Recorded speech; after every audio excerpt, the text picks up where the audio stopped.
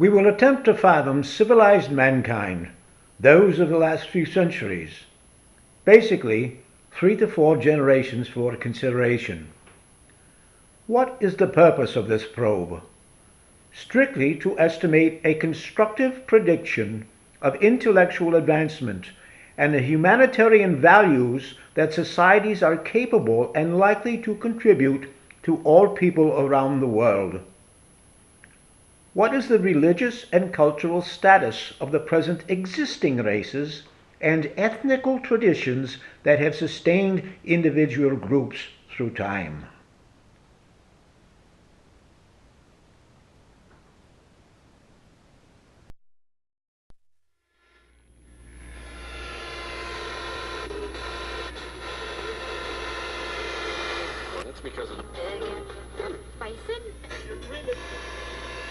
Welcome, friends, to Sunday Worship Service.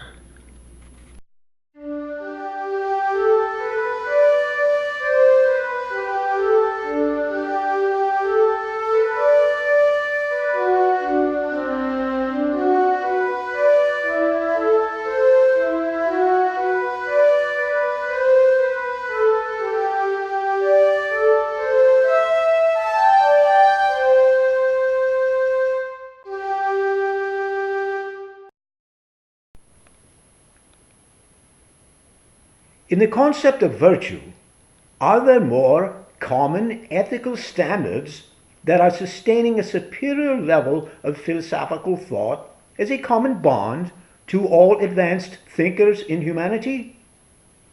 The definition of advanced thinking is debatable due to mutating dispositions in different regions by pagan conventionalism. Still, in this modern world, superior technological minds are advancing communication everywhere that people are accessible. Most people who utilize these tools take these extreme sciences for granted. Evolution of the mind is more of an immediate traceable subject than that of physical characteristics that we historically argue.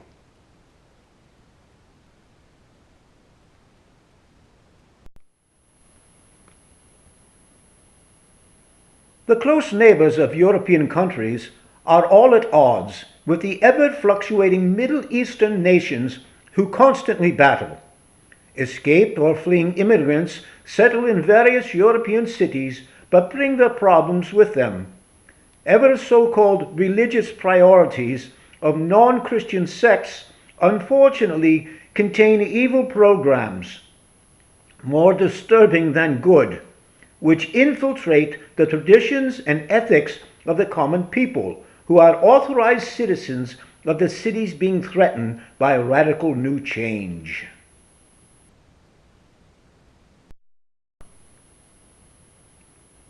Again, we see two drastic motivations in humanity: positive virtue versus perpetual evil at any extent.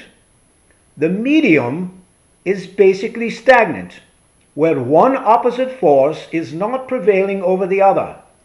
However, overall losses to goodness are more diminished when evil is involved, because spiritual maturation is distributed from the creative force which has planned humanity's potential. So all life is in jeopardy, wild or so-called tamed.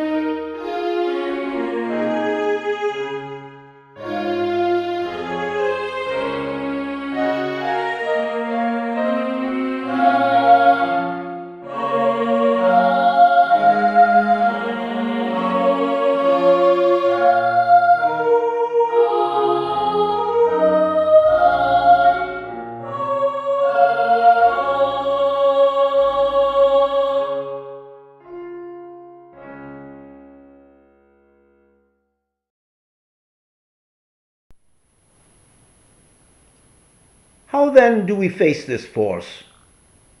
In this simple understanding that God has given in His Word, grasp onto truth. Otherwise, there is only a false representation of life, life in bondage, in self-deprivation, through shallow lusts and deception of material greed and idle loyalty. These are tools of the devil. These actions are the opposite of God's desires. The only claim that Satan can be labeled is as the maker of lies. Satan has no truth. The opposite of truth is illusion. Therefore, illusion's cause is only to delude the beholder, the victim. We must face truth.